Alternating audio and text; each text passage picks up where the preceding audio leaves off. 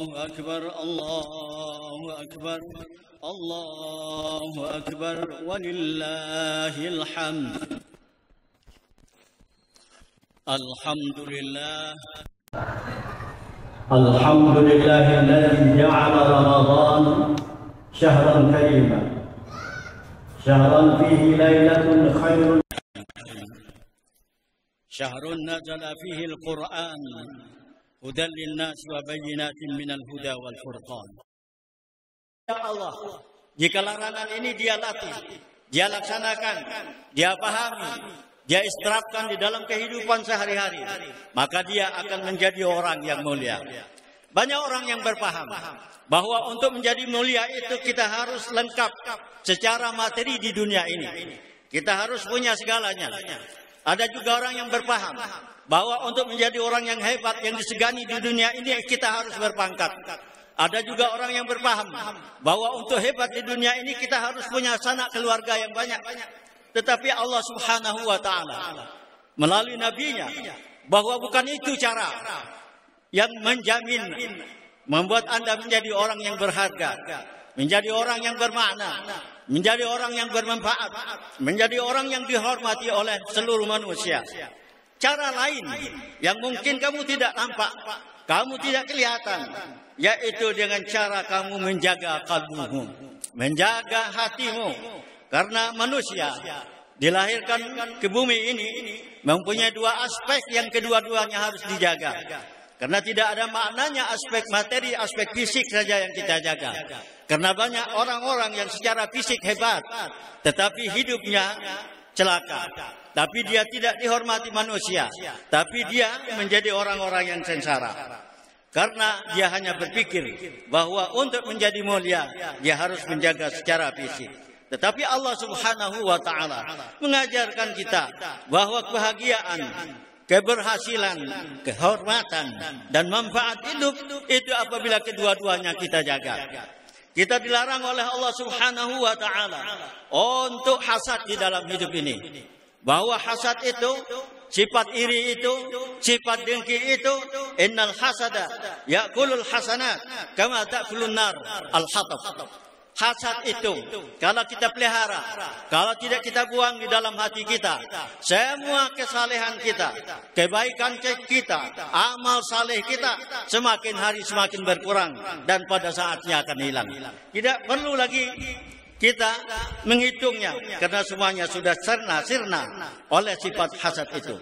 Maka oleh karena itu di dalam kitab Ibnul Mubarak diriwayatkan bahwa Mu'adz bin Jabal ketika ditanya oleh seorang sahabat, tetapi di situ tidak disebutkan sahabat siapa yang bertanya, ya Mu'adz bin Jabal, tolong sampaikan kepada saya sebuah hadis saja yang bermanfaat untuk saya kalau saya hafal. Mu'adz bin Jabal bercerita bahwa aku pernah disampaikan oleh Rasul sallallahu alaihi wasallam sebuah hadis. Hadis itu jika dipelihara, jika dihafal, jika dipahami, insya Allah kamu akan punya hujjah kelak di hari akhirat.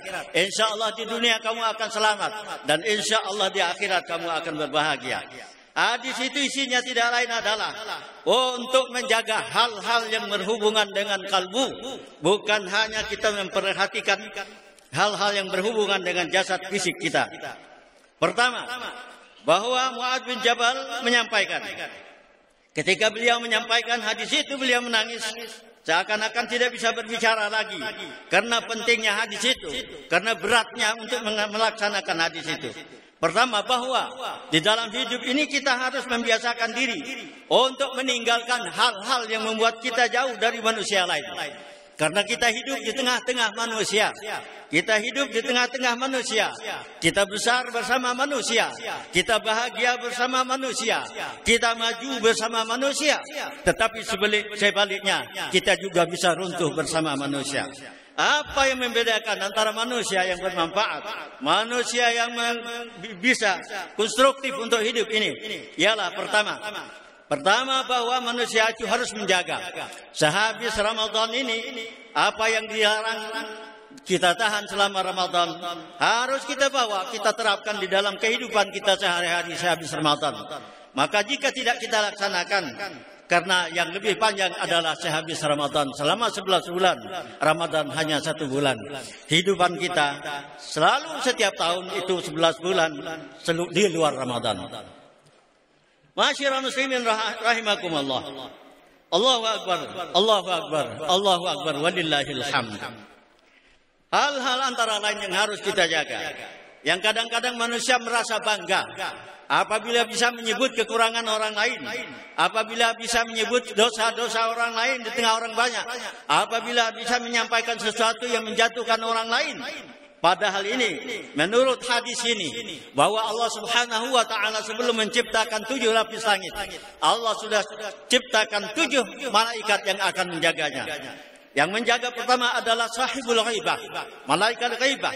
Ketika malaikat hafazah membawa amal kebaikan masing-masing umat manusia ke langit ini, lalu disampaikan bahwa dengan bangga, orang ini salatnya bagus, puasanya bagus, zakatnya bagus, akhlaknya baik, dan insya Allah amalnya diterima oleh malaikat yang menjaga, yang ditugas khusus untuk mencek apakah dia ini suka ribah atau tidak.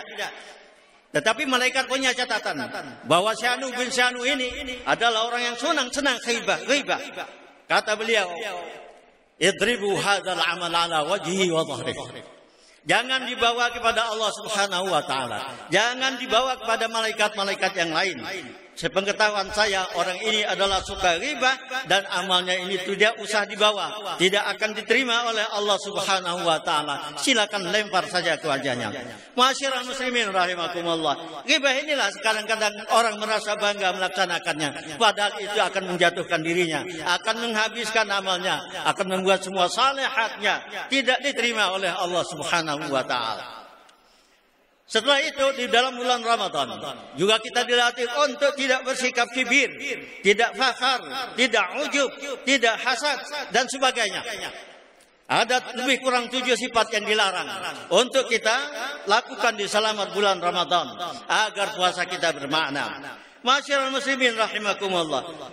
Fakhar, sifat merasa bangga dengan apa yang kelebihan yang dimiliki. Kibir juga merasa takabur, merasa besar.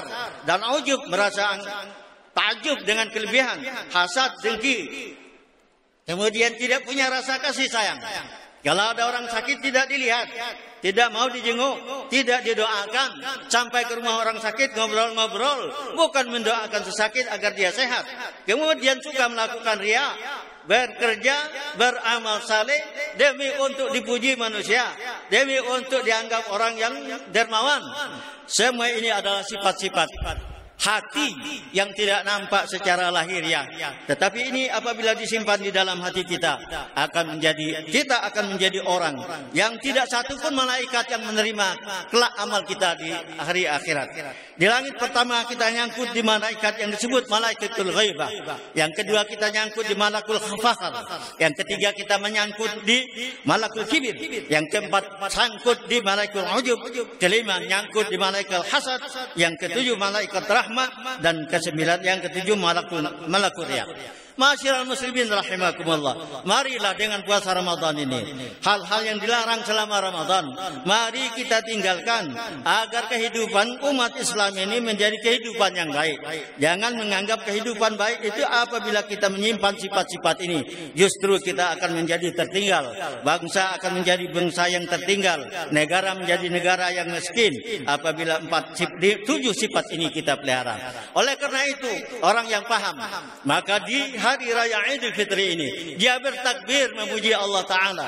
Karena jika tidak diberitahu oleh Allah Subhanahu wa Ta'ala, dia tidak tahu bahwa amalnya tidak ada lagi, habis karena ujub, habis karena fakhar, habis karena kibir, habis karena hasad, habis karena riya dan sebagainya. Ma'asyiral muslimin rahimakumullah, hari kemenangan yang kita rayakan ini akhirnya menjadi tidak bermakna apabila hal-hal yang dilarang di dalam bulan Ramadan, yang diperintah di dalam bulan Ramadan tidak kita teruskan di dalam kehidupan kita sehari-hari. Ma'asyiral muslimin rahimakumullah, semoga kita menjadi manusia yang paham dengan perintah dan larangan Allah Subhanahu wa taala, paham hikmahnya, paham maknanya, dan paham kelebihan-kelebihannya, sehingga tidak ada manusia-manusia muslim ini menjadi orang yang menjadi musuh bagi sesamanya. Duribat alaihimuz zillatu wal maskanah aynama tuqifu illa bihablim minallah wa hablim minan nas. Bahagianya, selamatnya manusia ini apabila dua tali itu dia pelihara, bukan hanya selalu salat yang tanpa menjaga hubungan antara sesama manusia. Karena kita sukses, kita bahagia, dan kita segalanya tidak lepas dari hubungan kita yang baik dengan sesama manusia. Mudah-mudahan Allah Subhanahu wa taala memasukkan kita ke dalam kelompok orang yang paham akan makna Idul Fitri. Takbir ini paham akan makna hari raya Idul Fitri ini, hari raya kembali pada fitrah. Fitrah artinya kembali kepada manusia awal yang tidak punya ghibah, yang tidak punya fakhar, tidak punya kibir, tidak punya ujub, bagaikan anak yang baru dilahirkan dari perut ibunya. Itu makna fitrah, kembali pada fitrah. Kalau yang 7 ini masih kita pelihara, maka kita belum kembali kepada hari fitrah. Hari raya Idul Fitri ini belum punya makna untuk mereka yang tidak paham akan perintah, larangan yang ada di dalam Ramadan. Barakallahu li wa lakum fil Qur'anil azim wa nafa'ani wa iyyakum bima fihi minal ayati wal dzikril hakim wa taqabbala minni wa minkum tilawatahu innahu huwas samiul alim.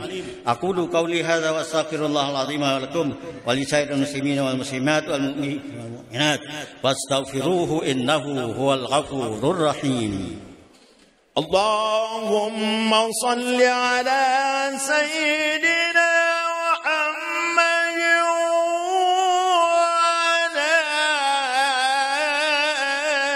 سيدنا محمد.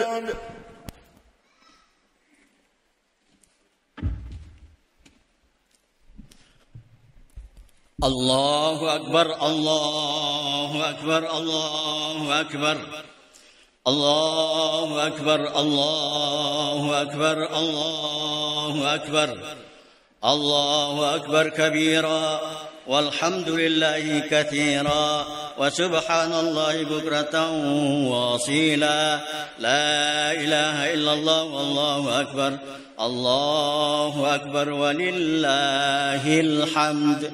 الحمد لله رب العالمين والله الذي لا إله إلا هو عالم الغيب والشهادة الرحمن الرحيم. أشهد أن لا إله إلا الله وحده لا شريك له وأشهد أن سيدنا ونبينا محمدا عبده ورسوله فصلوات الله وسلامه عليه وعلى آله وصحبه أجمعين. أما بعد فيا أيها المسلمون أوصيكم ونفسي بتقوى الله وطاعته لعلكم تفلحون. فقال تعالى يا أيها الذين آمنوا اتقوا الله حق تقاته ولا تموتن إلا وأنتم مسلمون. واعلموا أن الله أمركم أمرا بدأ فيه بنفسه وثنى بملائكته المسبحة بقدسه وثلث بكم أيها المؤمنون. وقال تعالى ولم يزل قائلا عليما إن الله وملائكته يصلون على النبي يا أيها الذين آمنوا صلوا عليه وسلموا تسليما. اللهم صل وسلم وبارك على سيدنا محمد وعلى آل سيدنا محمد كما صليت وسلمت وباركت على سيدنا إبراهيم وعلى آل سيدنا إبراهيم في العالمين إنك حميد مجيد. وارض اللهم عن الخلفاء الراشدين أبي بكر وعمر وعثمان وعلي وعن بقية الصحابة والتابعين وتابع التابعين لهم بإحسان بإحسان إلى يوم الدين. اللهم اغفر للمسلمين والمسلمات والمؤمنين والمؤمنات الأحياء منهم والأموات، إنك سميع قريب مجيب الدعوات ويا قاضي الحاجات. اللهم انصر إخواننا المسلمين في فلسطين، اللهم انصر المجاهدين على أعدائهم، اللهم انصرهم على أعدائهم أعدائك أعداء الدين. ربنا آتنا في الدنيا حسنة وفي الآخرة حسنة وقنا عذاب النار. والسلام عليكم ورحمة الله وبركاته.